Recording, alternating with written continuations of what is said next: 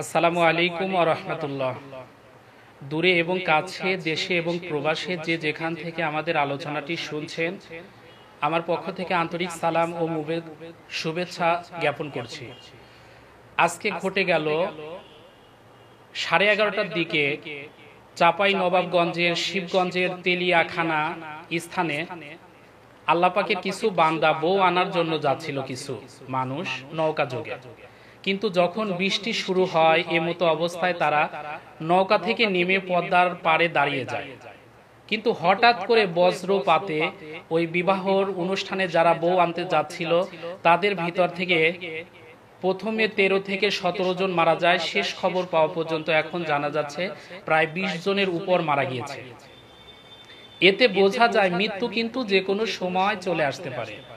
আল্লাহ পাক 1500 বছর পূর্বে বলেছেন, কুল্লু নাফসিন যায়িকাতুল মাউত সুম্মা ইলাইনা তুরজাউন। আল্লাহ পাক রব্বুল আলামিন বলেন, প্রত্যেকটি প্রাণী, প্রত্যেকটি আত্মা, প্রত্যেকটি নাফসের মৃত্যু হবে। এই মৃত্যু থেকে বাঁচার মতো কোনো মেডিসিন, ঔষধ, কোনো নিয়ম, কোনো সিস্টেম নেই। আজকে আমরা দেখতেছি করোনা ভাইরাস থেকে বাঁচার জন্য অনেকেই করোনা টিকার উপর নির্ভরশীল হয়ে পড়েছে। করোনা টিকা নিলে হয়তো বা আপনার করোনা হবে না, কিন্তু মৃত্যু থেকে আপনি বাঁচবেন এরকম নিশ্চয়তা কিন্তু নেই। করোনা টিকাতে আপনার যদি ভালো সফলতা হয় হয়তোবা আপনার শরীরে করোনা হবে না, কিন্তু অন্য রোগে কিন্তু মারা যেতেই পারেন। আজকে এই করোনা আসার কারণে অনেকেই করোনার কাছে মাথা নত করছে, কিন্তু আল্লাহর কাছে মাথা নত করতে পারছি না। আজকে আমরা করোনাকে মোকাবেলার নামে আজকে অনেকেই বলতেছি লকডাউন দেওয়া হলো, শাটডাউন দেওয়া হলো, কিন্তু আমি বলি লকডাউন দিয়ে নয়, শাটডাউন দিয়ে নয়, বরং করোনা থেকে বাঁচতে হলে আপনার আমাকে অবশ্যই আসমান এবং জমিনের যিনি মালিক তার কাছে শাটডাউন নয়, লকডাউন নয়, বরং হেড ডাউনই দেওয়া লাগবে। আপনি আমি যদি আল্লাহর কাছে মাথা নত স্বীকার করি, আল্লাহর কাছে যদি মাথা নত করে দেই, আসলামতু লিরাব্বিল আলামিন, বিশ্বজাহানের প্রতিপালকের কাছে যদি আপনি আমি নত স্বীকার করি, আল্লাহ পাক চাইলে আপনার আমার এই বিপদ কিন্তু উদ্ধার করে দিতে পারে। করোনা আসলে মোকাবেলার জিনিস নয়, কারণ এটা আল্লাহ পাকের একটা সৈনিক। ফেরাউনকে আল্লাহ পাক রব্বুল আলামিন দরিয়া নীলের ভিতরে পানিতে সুবায়ে সুবায়ে মেরেছেন। আল্লাহ পাক এই পৃথিবীর জমিনে নমরুদকে মশা দিয়ে আল্লাহ পাক নমরুদকে শেষ করে দিয়েছেন। জালেমদেরকে আল্লাহ বিভিন্ন সময় বিভিন্ন ভাবে শেষ করে দিয়েছেন।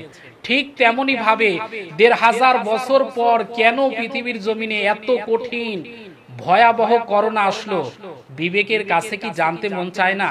যে সমাজে আলেমেরা আজকে অন্যায় না করেও জুলুমের শিকার হচ্ছে, যে সমাজে নিরীহ মানুষেরা ঘরে ঘুমাতে পারছে না, যে সমাজের মানুষেরা আজকে রাতের বেলা বাড়িতে থাকতে পারে না, যে সমাজের মানুষেরা ঘরে গোয়ালে গরু আছে, গরুর গোশত খেতে পারে না, পুকুরে মাছ আছে, মাছ খেতে পারে না, এক কথায় বাড়িতে শান্তিতে ঘুমাতে পারে না, এত কিছুর পরেও আল্লাহর প্রিয় বান্দাদেরকে কষ্ট দেওয়ার পরেও জালেমেরা কোনোদিন কি সুখে থাকতে পারে?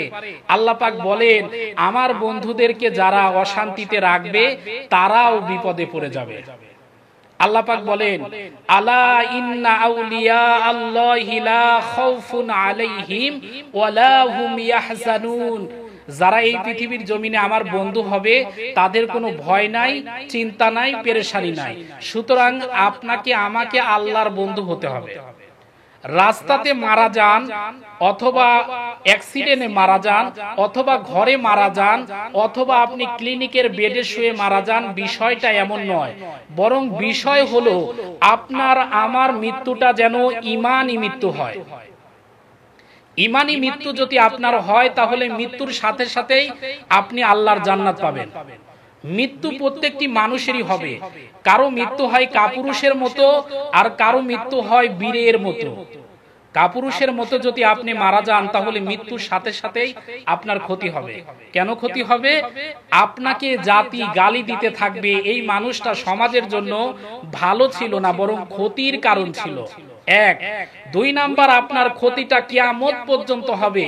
কোনো কারণে যদি আপনার নাম যদি মনে পড়ে যায় কারো, আপনাকে গালিগালাজ করবে এবং বলবে এই মানুষটা চূড়ান্ত পর্যায়ের জালেম ছিল।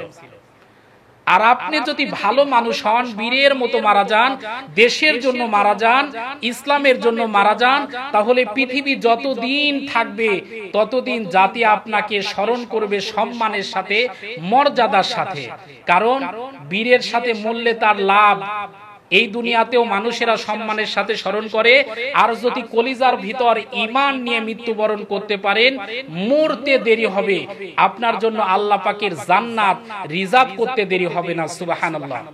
এজন্য আমাদের উচিত হলো, মৃত্যু যেহেতু আসবে, যে কোনো সময় মৃত্যু আসবে। অনেক মানুষ আছে বিবাহ করতে যাচ্ছে, বিবাহ কপালেই জোটে না। এই যে কলরবের শিল্পী কয়েকদিন আগে মারা গেলেন, তাকে একটা সাক্ষাৎকারে বলা হয়েছিল, ভাই মাহফুজুর রহমান আপনি বিবাহ করবেন কবে? তিনি বলেছিলেন যে 2021 সালেই বিবাহ করব। কিন্তু ঈদের আগেই তার মৃত্যু হয়ে গেল, কপালে কিন্তু আর বিবাহ জুটলো না। তাহলে যে কোনো সময় আপনার টার্গেট 5 তলা বিল্ডিং করবেন, আপনার টার্গেট আপনি এসি বাড়ি করবেন, আপনার টার্গেট আমি গাড়ি করব, আপনার টার্গেট আমি বিলাসবহুল ভাবে চলবো। কিন্তু মৃত্যু যদি এসে যায়, এখনই সব কিছু ছেড়ে কাঙ্গালের মতো, ভিখারির মতো, ফকিরের মতো আপনারা চলে যেতে হবে। যদি তাই হয়, তাহলে আমরা কোন রাস্তায় দৌড়াচ্ছি, কোন পথে চলছি? এখনো সময় আছে। আমরা যারা 5 ওয়াক্ত নামাজ পড়ি না, দয়া করে 5 ওয়াক্ত নামাজ পড়বো। রমজানের যে রোজা আছে, রোজা রাখবো। ইসলাম পরিপূর্ণভাবে মানবো। ইসলামটা মানার ভিতরেই কিন্তু শান্তি। ইসলাম মানেই শান্তি, কিন্তু ইসলাম যারা মানে না তারাই যেন অশান্তি। কারণ আমরা জানি হালালে আরাম আছে, হারামে কিন্তু আরাম নাই। আপনি হালাল কোনো পেশা করেন, আপনি রিক্সা চালান, আপনি ঠেলাওয়ালা, আপনি কামার, কুমার, জেলে, কোনো অসুবিধা নাই। আপনি সারাদিন পরিশ্রম করে যে টাকা পাচ্ছেন, ওই টাকা নিয়ে আপনি যখন বাড়িতে যাবেন, আপনার দেখবেন বিছানায় পিঠ লাগাতে দেরি, আরামের ঘুম আসতে দেরি হবে না। কিন্তু আমাদের সমাজে এমন কিছু লোক আছে যাদের লক্ষ কোটি টাকা আছে, টাকার কোনো অভাব নাই, কিন্তু এই মানুষগুলোর রাতের বেলা ঘুমের বড়ি না খাইলে ঘুমই হয় না। এজন্য আপনাকে আল্লাহ যে সুখটা দিয়েছে, প্রাকৃতিক সুখ, এই সুখ না নিয়ে যদি আপনি শয়তানি করেন, অশ্লীলতা করেন, বেহায়াপনা করেন, আল্লাহ বিরোধী কাজ করেন, টাকা পয়সা আপনার অনেক হতে পারে, কিন্তু সুখ শান্তি আপনার জীবনে থাকবে না।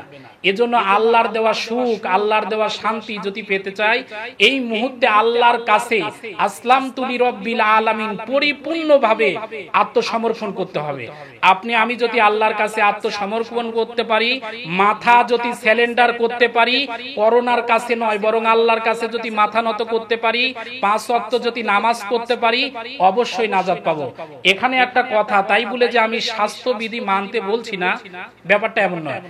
অবশ্যই আমরা সচেতন থাকব, অবশ্যই যেগুলো স্বাস্থ্যবিধি মেনে চলবো, কিন্তু মানার পর বিশ্বাস থাকতে হবে আল্লাহর উপর। আল্লাহ যদি চায়, অবশ্যই আপনাকে আমাকে হেফাজত করবেন। আল্লাহ পাক সবাইকে ঈমানের সাথে মাটির কবরে যাওয়ার তৌফিক দান করুন, ঈমান নিয়ে বেঁচে থাকার তৌফিক দান করুন।